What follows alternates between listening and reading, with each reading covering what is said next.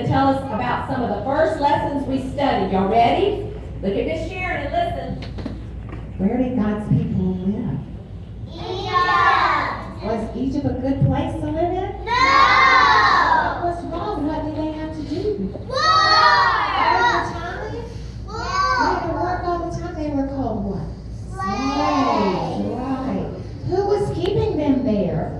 Pharaoh! So God sent somebody to deliver them. What was his name? Moses! Moses, right. So Moses went to Pharaoh and said, God said, Let my people go! what did Pharaoh say? No! So God sent some plagues to come down on Pharaoh. What was one of those plagues? Frogs! Frogs. Where were the frogs? Everywhere! Everywhere? In their beds? Yes! In their kitchen? None! And what did Pharaoh? And so Pharaoh still would let the people go. So God sent what? Flies! Flies. There were flies everywhere. Did they listen? No! No, they didn't. What was the last plague God sent? And what were they supposed to do to keep the death angel from coming to their house? The last what? The last? The light on the door. Right on their doors. And what happened when the angel went? Passed over their houses and everyone was safe when the angel saw the blood, right? And so we celebrate a feast called what? Because the angel will pass over when they see the blood of Jesus, right? Okay. What is our song today?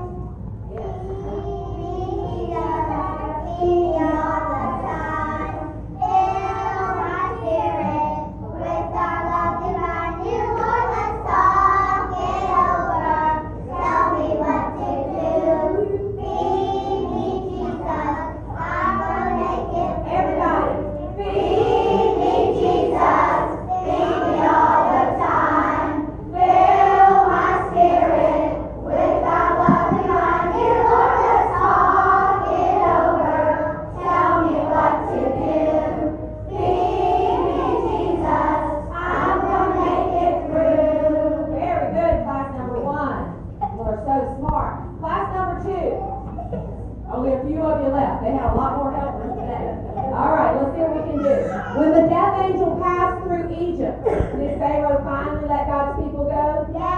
Yes, he did, but then what happened? He changed his mind. He did. What did he do?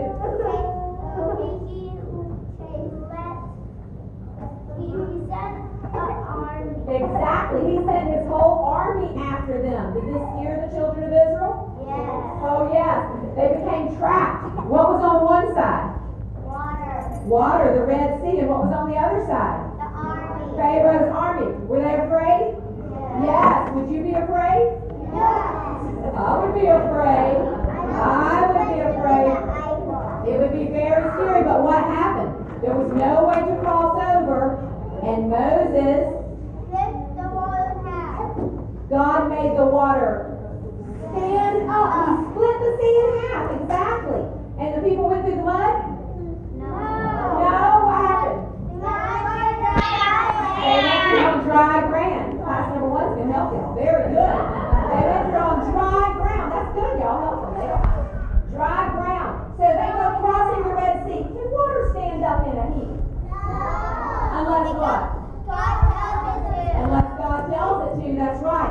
So how about that muddy ground? They had to cross on mud and what happened to the ground? It got dried up. God dried the ground. The people crossed the Red Sea, and then Pharaoh's army stopped? No, what did they do?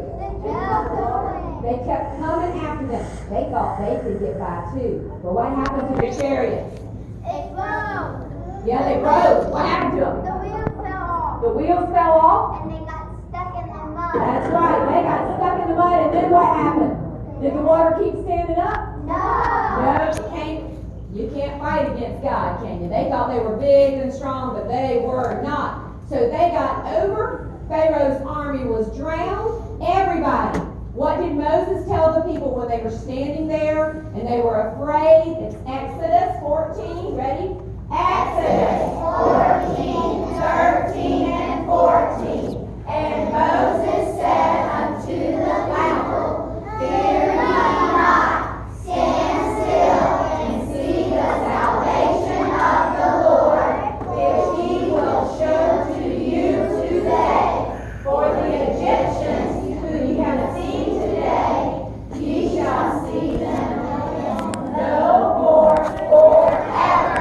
The Lord shall fight for you, and ye shall hold your. What they suppose he did, I know he still does, and I'm holding to the promise. Where two or three agree, God's gonna do the same for you and me.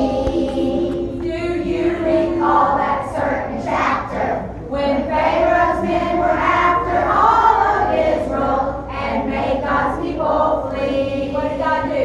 God grounded Pharaoh's plan. The children crossed upon dry land. God's gonna do the same for you and me. I believe he is. I think he was. What they suppose he did, I know he still does, and I'm holding to the promise. Where two or three agree, God's gonna do the same for you and me. Do that one more time. That's pretty. I believe he is. I think he was. What they suppose he did, I know he still does, and I'm holding to the promise. Where two or three agree, God's gonna do the same for you and me.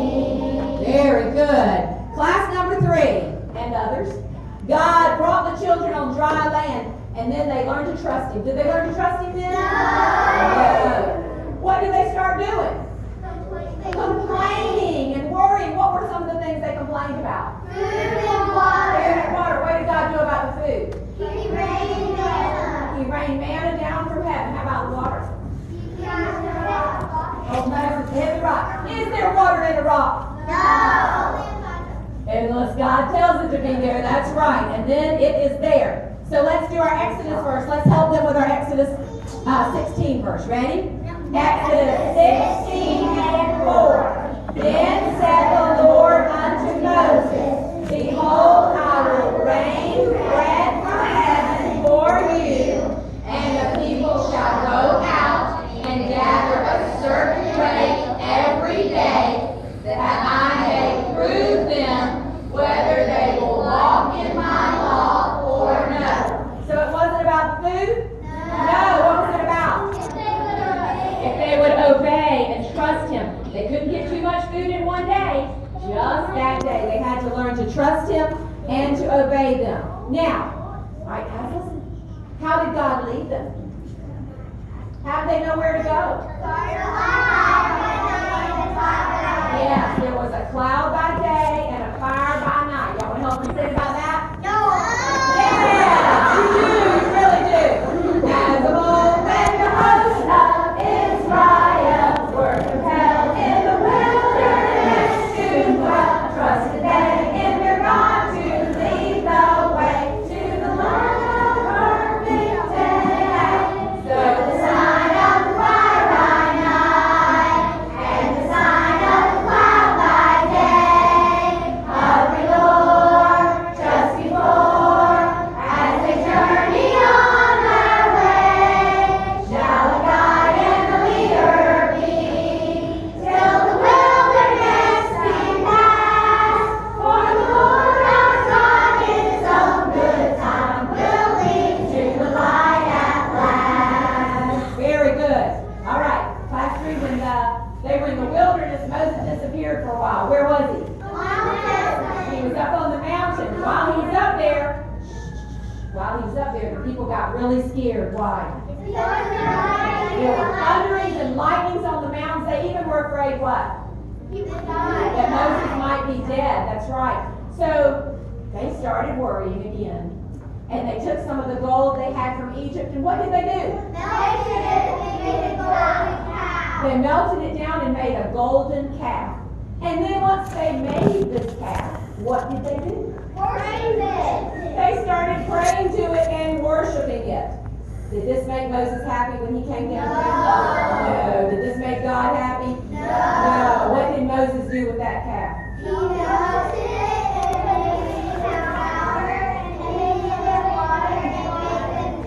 Exactly. And we let him answer it just like that because each of them knows it, and I love it. Very good. He ground it into powder and put it in their water and made them what?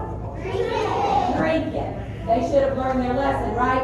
But while God was on the mountain, while Moses was on the mountain, what did God give him? The 10 Commandments. We're going to say a verse with the first one, and then we're going to tell you all 10 Commandments in a song. Okay? Y'all ready? Exodus 20. Exodus 22 and 3. I am the Lord thy God, which have brought thee out of the land of Egypt, out of the house of bondage. Thou shalt have no other gods before me. Are you ready? Come on, let's go. 10 Commandments, 10 Commandments, they're God's rules, they're God's rules. Love God the Father more than any other, that's a rule, that's a rule. Thou shalt not make a graven image, it's a rule, it's a rule. No serve or ever bow to man or goat or cows, that's a rule, that's a rule. Thou shalt not take God's name in vain. It's a rule. It's a rule. His word is just a name. Don't swear or be profane. That's a rule. That's a rule. Sunday is our Sabbath day. Remember, remember, it's not another day for school and work and play. That's a rule. That's a rule. Honor thy father and thy mother. It's a rule. It's a rule. Give them your respect and you will be blessed. That's a rule. That's a rule. Thou shalt not kill. Thou shalt not kill. It's a rule. It's a rule. Honor our fathers and love one another. That's a rule. That's a rule. Thou shalt not commit adultery. It's a rule. It's a rule. God created marriage. It's holy and it's sacred. That's a rule. That's a rule. Thou shalt not bear a false witness. It's a rule. It's a rule. The devil is a liar. We should love our brother. That's a rule. That's a rule. Thou shalt not steal. Thou shalt not covet. These are rules. These are rules. God says be content. His laws can't be bent. They're God's rules. They're God's rules. 10 Commandments. 10 Commandments. They're God's rules. They're God's rules. Love God the Father more than any other. That's a rule. That's a rule. Bible school is hard work. You're wearing my greens are out. She's tired. And she's sleeping right through it. Okay, we'll sing that chorus one more time while class 4 gets up to tell us about the last day. 10 Commandments. 10 Commandments, they're God's rules. They're God's rules.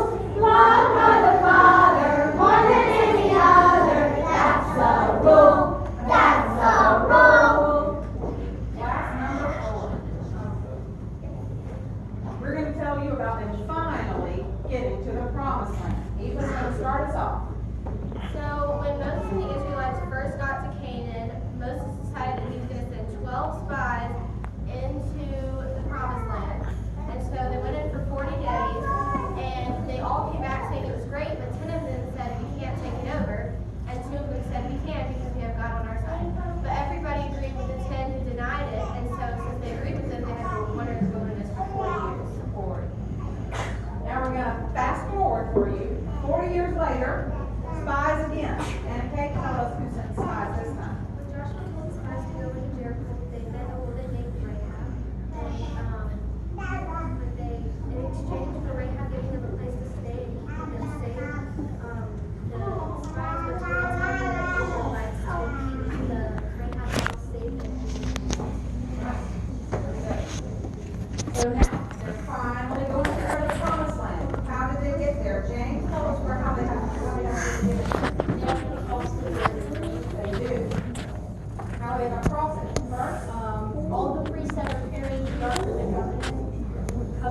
Right. God sent for the first priest to put his foot in the water. Yes. Once that first priest put his foot in the water, the Yes. south part of the Jordan River went into the sea, and the north stood up in a heap.